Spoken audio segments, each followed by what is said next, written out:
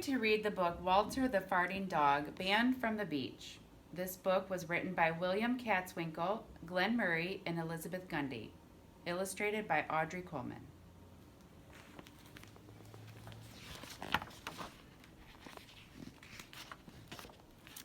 For everyone who's ever felt misjudged or misunderstood.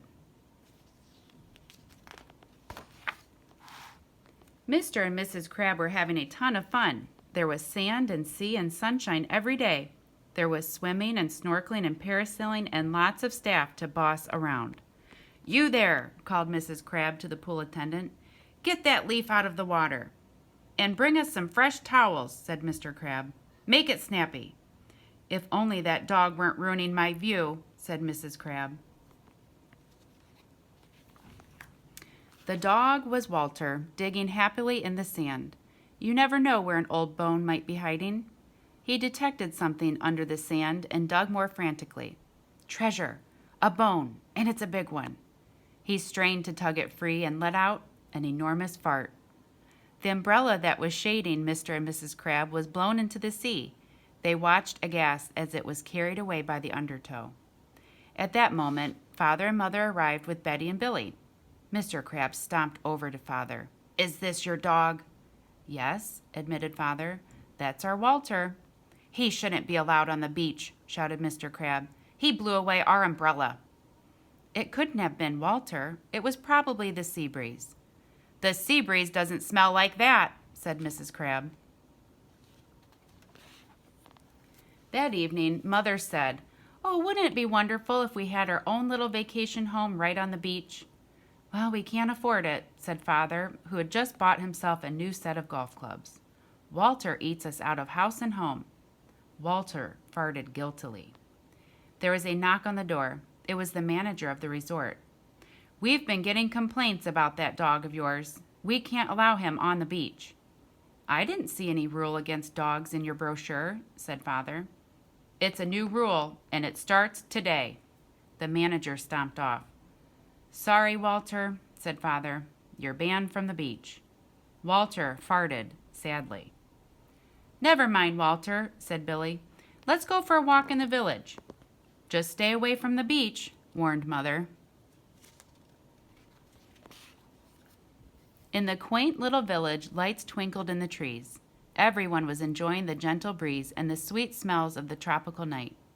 Walter was enjoying himself too. Travel broadens a dog's mind, he thought, farting philosophically.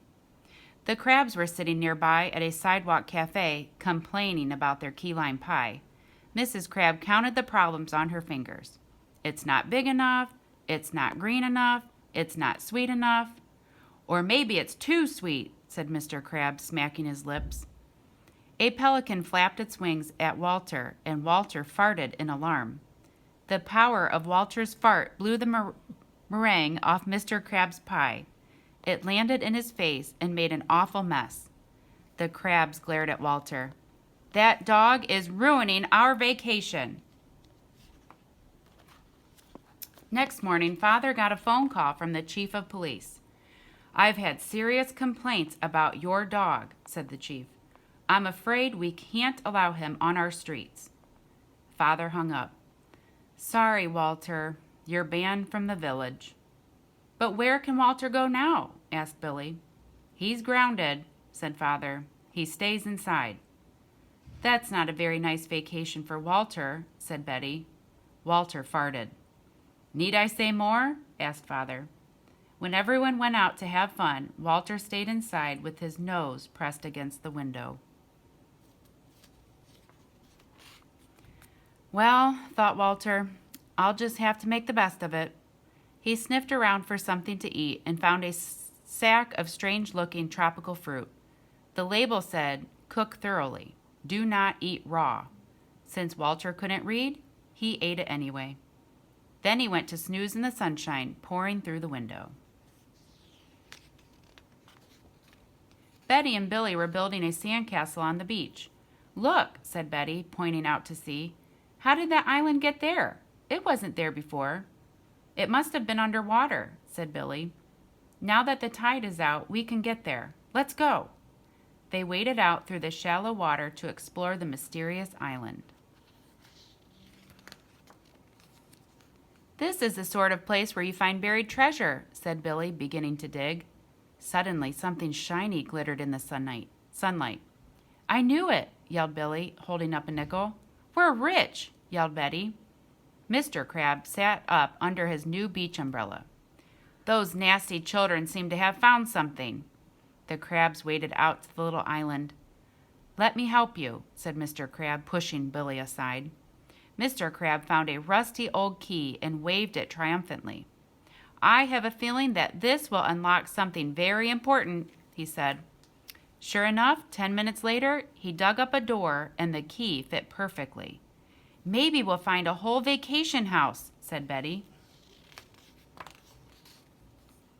Though they dug for hours, they didn't find anything else, and they didn't notice that their island was shrinking. The tide was rising fast, and the waves began to lap at their feet. Betty looked up and gasped. "How did the beach get so far away?" "It's the tide," cried Billy. "We're marooned." "Out of my way," shouted Mr. Crab and leaped into the water. Mrs. Crab dove in after him, followed by Betty and Billy. They swam as hard as they could, but the undertow was too strong. The current swirled them around and dumped them back on their shrinking little island. "Our only hope is to build a raft," said Mr. Crab. Walter woke up from his nap with a bad feeling. Betty and Billy must be in trouble. Walter's stomach was rumbling like a volcano from the tropical fruit that should have been thoroughly cooked. But he ignored it and raced to the screen door. Locked. He stepped back and charged, bursting through the screen and leaving a Walter-shaped hole in the door. Walter ran to the beach and saw 4 figures in the distance with the water rising around them. Mr. and Mrs. Crab were launching their raft. Billy was trying to help Betty. All Walter could see of Betty was her little head above the surface and her arms waving frantically.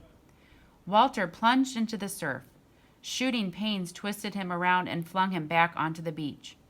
Was it a cramp from swimming too soon after eating? No. It was the tropical fruit that should have been thoroughly cooked. "Walter, save us!" cried Billy.